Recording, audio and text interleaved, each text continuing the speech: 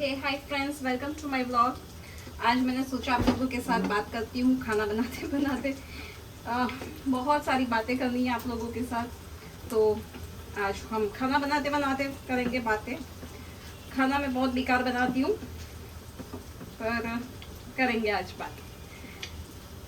तो आज का टॉपिक रहने वाला है मेरे इंस्टाग्राम की कमेंट्स कैसी कैसी आती है।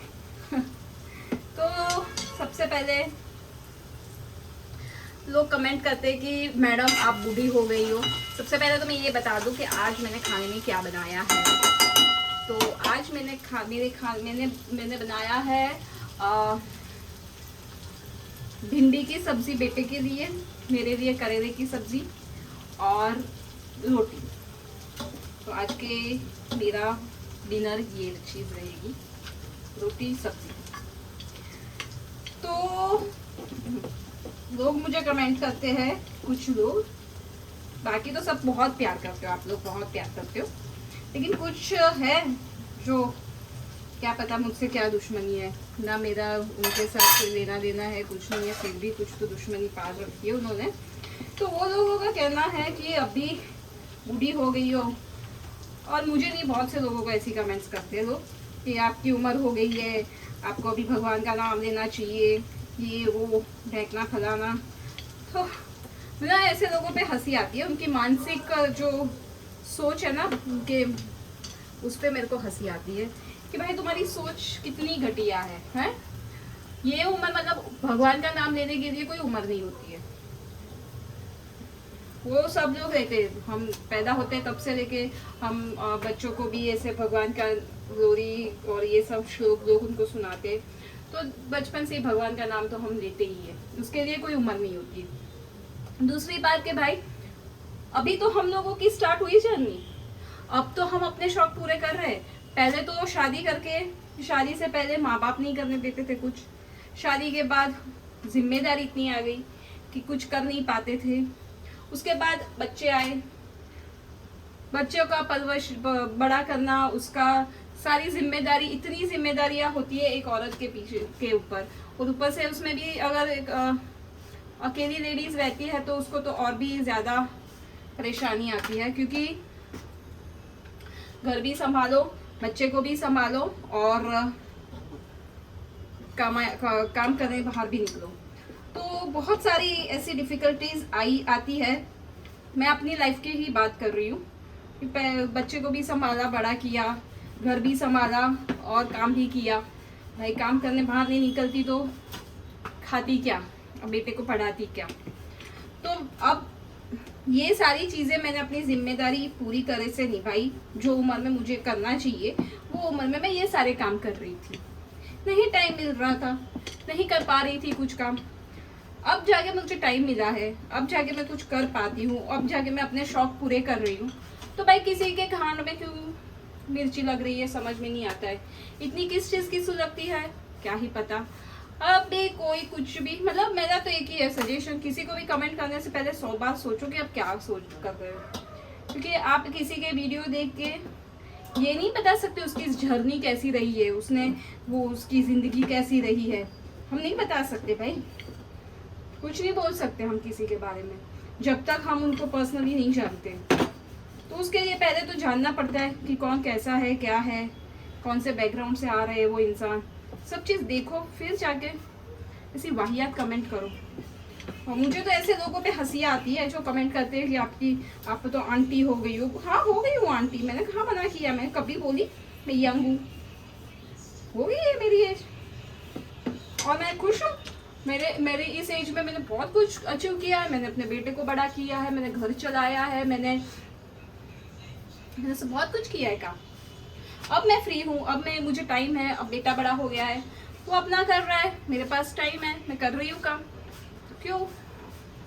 सो मैं तो अपनी जर्नी से बहुत खुश हूँ, लेकिन किसी को आग लगती है? हाँ हिरम। और बताइए भाई साहब, आप लोगों के खाने में आज डिनर में क्या है मुझे बताओ, क्योंकि मेरा सबसे बड़ा क्वेश्चन ये होता है कि रोज़ खाना क्या बनाएं, समझ में ही नहीं आता है रोज़ क्या बनाना चाहिए खाना।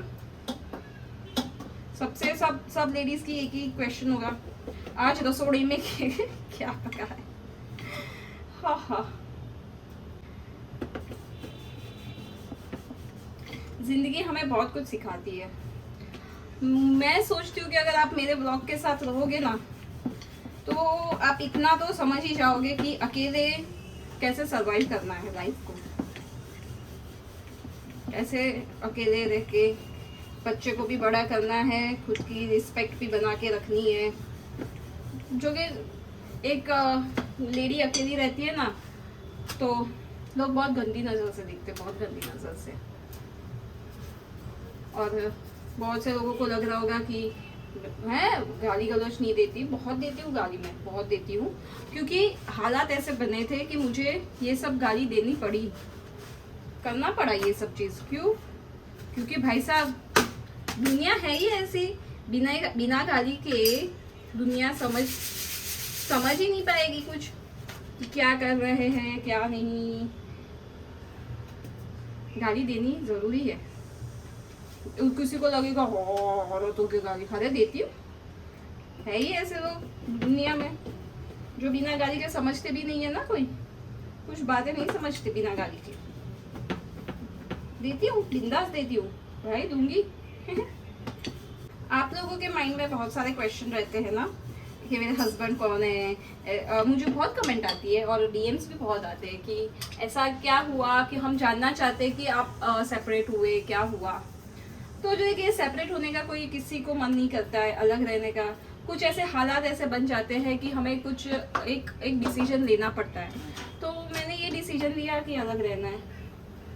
तो ऐसे कभी कभी ऐसे हालात आ जाते हैं, तो उस टाइम पे जो सिचुएशन थी उस हिसाब से मैंने ये डिसीजन लिया था कि नहीं, मैं नहीं रह पाऊंगी अभी।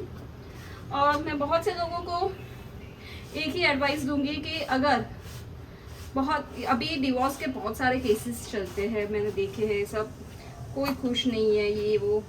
फिर ये लेडीज हो या जेंट्स, दोनों के लिए अगर आप एक दूसरे को थोड़ा सा भी समझ पाते हो या एक दूसरे को थोड़ा सा अंडरस्टैंड कर पाते हो ना, कर लो। डिवोर्स तक मत जाओ, डिवोर्स बहुत बेकार है, जिंदगी खराब करती है। और मुझे ना अब तक मैं नहीं बता रही थी किसी को कि मेरा अभी डिवोर्स नहीं हुआ है, हम लोग अभी सेपरेट नहीं हुए अलग। तो मैं मना ही करती हूँ, मत करो डिवोर्स, क्योंकि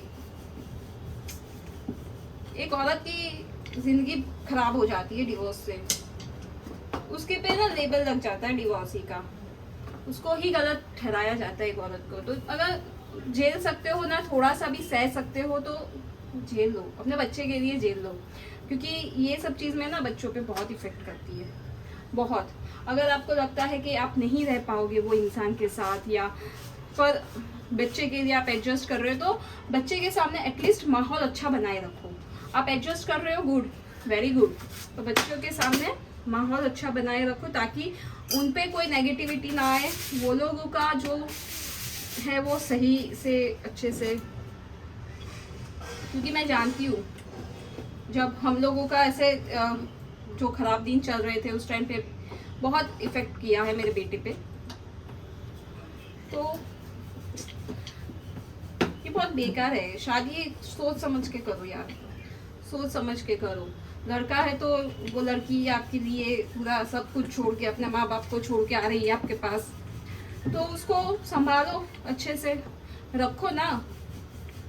थोड़ी बहुत तो देखो सब में होता ही है, सब एक जैसे नहीं होते, सब अच्छे नहीं होते, कोई अच्छा कोई बुरा होता है।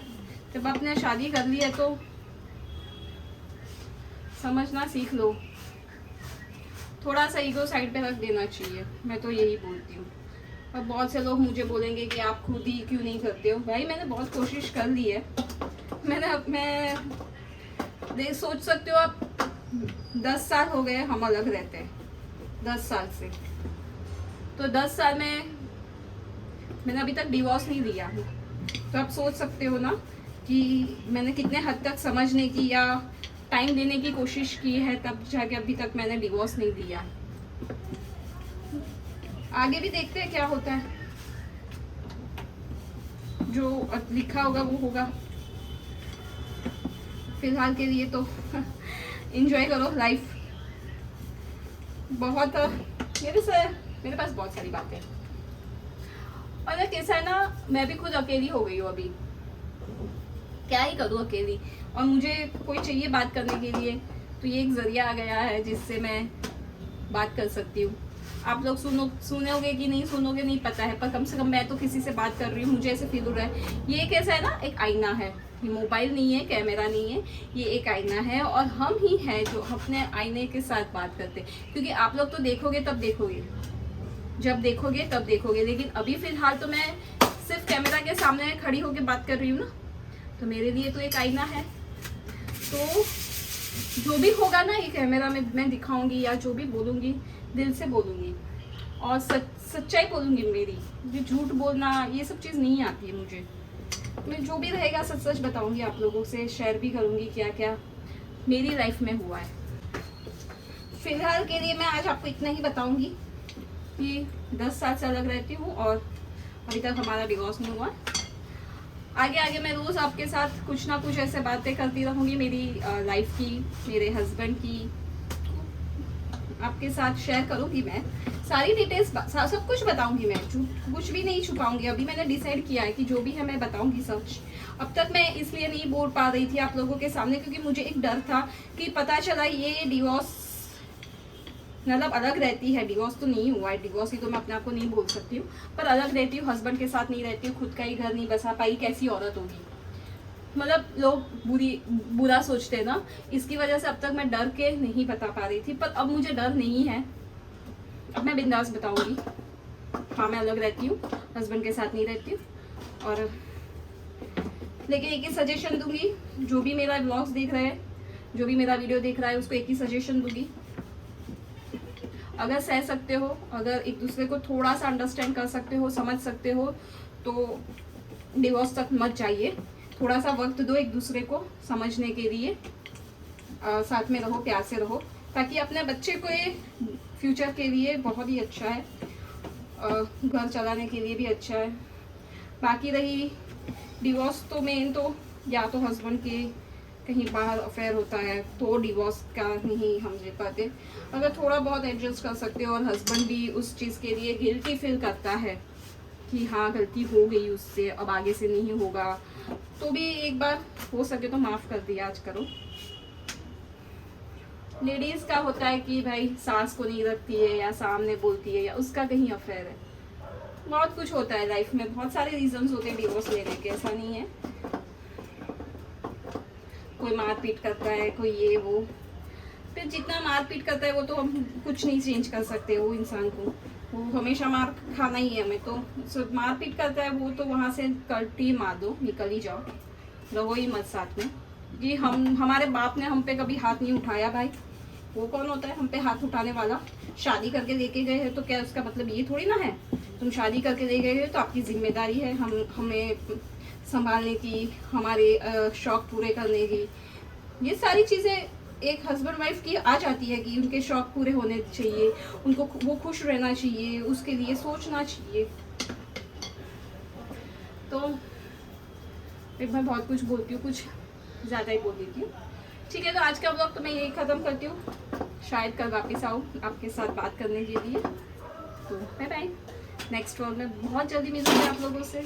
होप सो आपको मेरा व्लॉग अच्छा लगा है, आपको मेरी बातें पसंद आती है, तो मेरी चैनल को सब्सक्राइब ज़रूर कीजिएगा ताकि मुझे और मज़ा आए।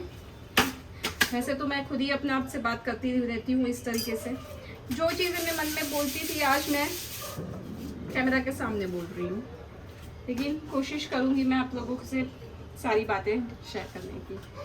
तो बाय बाय, कल मिलेंगे, तब तक के लिए आप सबको जय श्री कृष्ण।